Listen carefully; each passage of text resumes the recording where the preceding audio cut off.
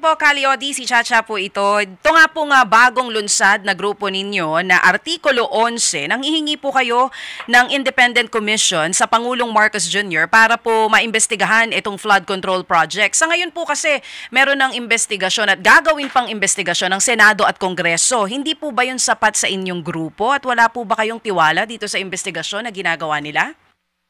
Tama, wala kaming tiwala sa Kongreso at sa Senado kasi ang mga tao dyan, mga congressman, alam natin noon pa, hindi lang ngayon, ay kasabwat sa korupsyon, sa mga project, hindi lamang sa flood control, kundi sa lahat ng project ng DPWA.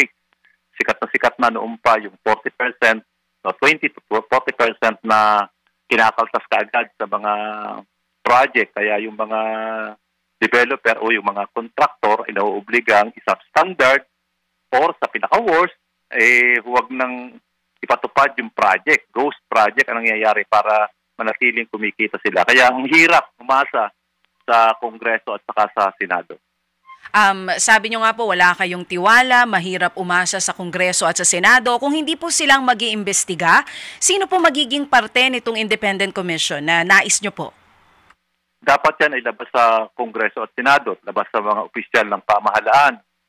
Kundi dapat yan ay mga leader ng mga social society natin, mga individual na may integridad, na may track record ng totoong pagmamalasakit sa ating bayan. Pwede ako mag-mention, pwede nating sabihin sila Cielo Magno, sila Heidi Mendoza at mga leader ng mga iba't ibang organisasyon ng sectors. Yun ang pwede nating ilagay. At hindi yung mga opisyal ng pamahalaan, lalo na Kongreso at Senado, na sangkot talaga sa malawakang korupsyon. Hindi lang ngayon, kundi mahabang panahon na. Kaliodi, your suggestion is independent commission para sa flood control projects na maingay na issue ngayon. Kung papayag ang Pangulo dyan, ang gusto niyo rin po ba sabay na may investigasyon ang Senado at Kamara? Kasabay nitong independent commission na totally wala na dapat sila? Dapat wala na sila. Pero kung gusto nila, hindi pa natin kayang pigilin. Pero dapat ay kung yung Pangulo, kung gusto niyang talaga ng honest to goodness na investigasyon at ipakita niyang seryoso talaga na wakasan ang korupsyon sa kanyang panunungkulan, ang pinakamagandang gesture o initial na gagawin niya ay yung independent commission o independent investigating body ang kanyang itayo. Para nang sa ganun, magkaroon ng kumpiyansa ang taong bayan dahil ang mga mamayan, alam na mamayan, open secret sa mamayan na yung Kongreso at Senado at ito pang opisyal ng gobyerno ay talaga namang mga magnanakaw. Kaliodi, ito pong inyo ay kumbaga panawagan sa Pangulo. Ano po? Panawagan sa gobyerno. Paano kapag hindi kayo pinakinggan? Ano po ang ating gagawin?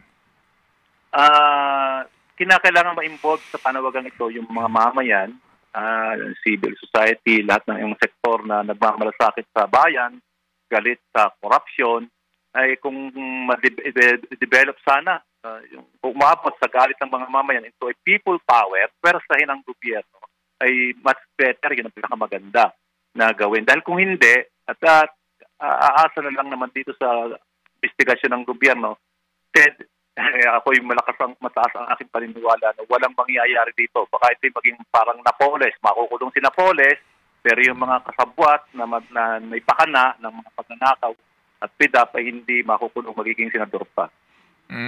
Opo.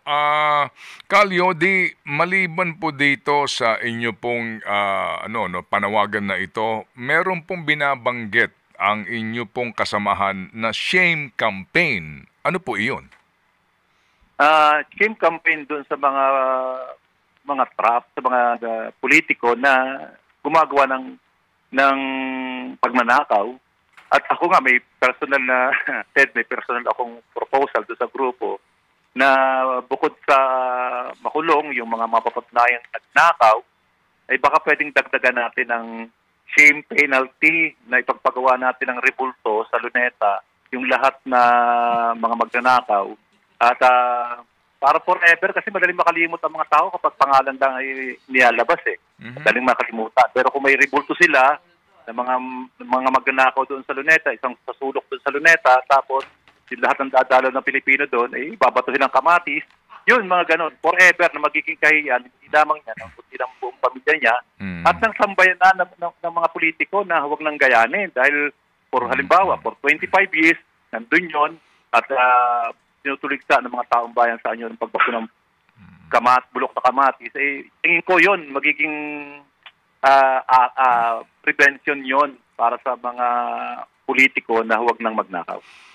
Mukhang bago yan ha. So, paano ho ninyo matutukoy yung sinasabing yung mga magnanakaw na dapat tayuan ng rebulto? I mean, di ho ba sa ating bansa, meron tayong demokrasya at may due process?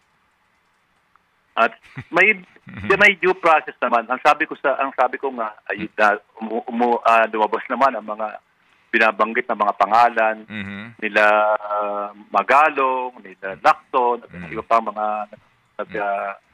nagmamahal sa bayan natin. Di magkakaroon ng investigasyon yan, at pagkatapos ng investigasyon, kung sino mapatunayan na nagkasala at ikukulong, pagkatapos ng makulong, hindi doon titigil. Ipagpagawa natin ang rebulto. Okay, sige po. So, sir, ito hong inyong grupong ito, ano ang pinakamabilis yung movement ngayon? Kasi nag-launch pa lang po kayo, ano po ang inyong next move para po naman kumbaga yung init, no? Yung damdamin, yung apoy na nililikha nito ay magpatuloy?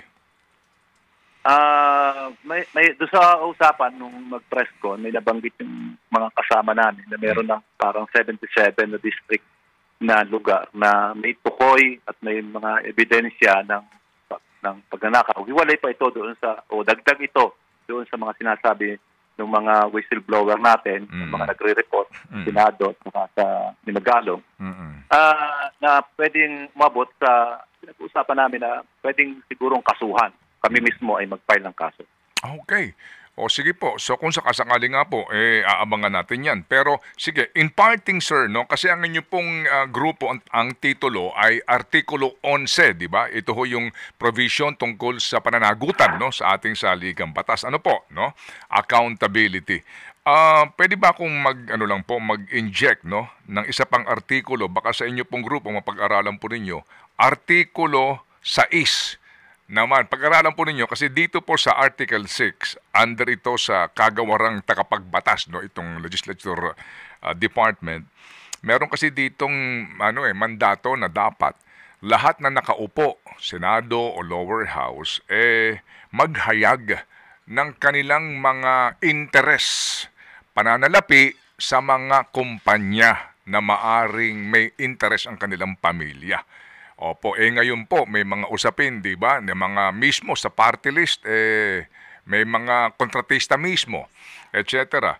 Baka pwede rin pong masama ito na matukoy itong mga nakaupo ngayon sa mataas na kapulungan at bababang kapulungan, itong kanilang mga pamilya, ang mga business interest, kung ito ba ay nakadeklara sa kanilang SALN, kasi dito po sinasaad dapat dideklara mo kung merong kang interes pampinansyal ang iyong pamilya sa gantong kumpanya, halimbawa, itong iniimbestigahan ngayon ng SEC, no? Dito po, director pa ho itong mga nandiyan nakaupong senador, no? So ito ho yung mga gantong isyu nga sana, baka ho pwede maisama, Artikulo 11 at Artikulo 6. So, maganda yung suggestion na yon para kasi prevention yon, magiging red flag ka agad kapag may mga gumagawang kalokohan, may ugnay agad doon sa kanyang korporasyon at dahil conflict of interest yan. At dahil sa ngayon usong-uso na yung contractor ng mga congressman natin, maganda yon. Artikulo 6 at saka yung Artikulo 11 para matigil na ang onsehan dito sa ating bansa. Opo. Sige po, so yan po naman ay input lamang, baka maaari po pag-aralan din po ng inyong mga abogado para po dito masiguro ho natin na ang kanilang pagsunod, no? Kasi klaro po naman dito, kinakailangan ipabatid nila sa kinauukulang kapulungan ang maaaring umusbong na salungat na interest, conflict of interest, sa paghaharap nila ng mga panukalang pagsasabatas na kung sila ang mag-aakda o kaya maging gagawing investigasyon ng mga kapulungan na ito ng Kongreso. Calyodi, mabuhay inyong hanay at looking forward po kami sa babatuhin ng kamatis. Maraming salamat Ted at sa iyong pilan. Maraming salamat at mabuhay kayo. Thank you.